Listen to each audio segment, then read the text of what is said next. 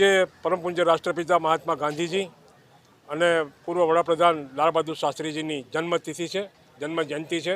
સુરત શહેર કોંગ્રેસ સમિતિ દ્વારા આજે ગાંધી વંદના અને પુષ્પવંદના અને શાસ્ત્રી વંદના કરવા માટે કોંગ્રેસ કાર્યાલયમાં પ્રોગ્રામ કર્યો અમે લોકોએ। અને આજે અહીંયા ગાંધી પ્રતિમાને પણ મેં પુષ્પવંદના કરવા આવ્યા છે। આંટીથી એમનું આંટી પહેરાવીને એમને વંદના કરી છે।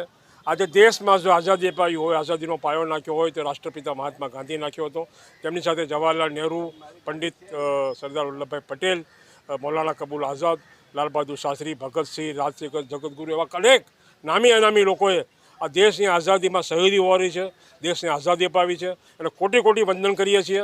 બાપુનું અહેસાન આ દેશ કદી ક્યારે ભૂલી શકે નહીં। અંગ્રેજોને હાંકી કાઢ્યા, આ દેશને આઝાદી અપાવી, પણ દુઃખ આજે એ વાતનું થાય છે કે છેલ્લા કેટલાક સમયથી આ દેશમાં ભાગલાવાદી પરિબળોએ કબજો લઈ લીધો છે।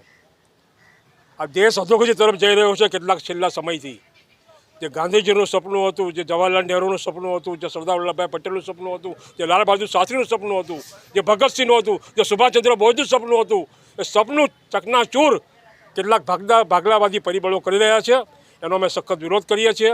આ દેશ માટે જેણે કુરબાની આપી છે, શહીદી આપી છે, એવા પૂર્વ વડાપ્રધાન ઇન્દિરાજી હોય કે રાજીવ ગાંધી હોય, તેમને અમે કોટી કોટી વંદન કરીએ છીએ।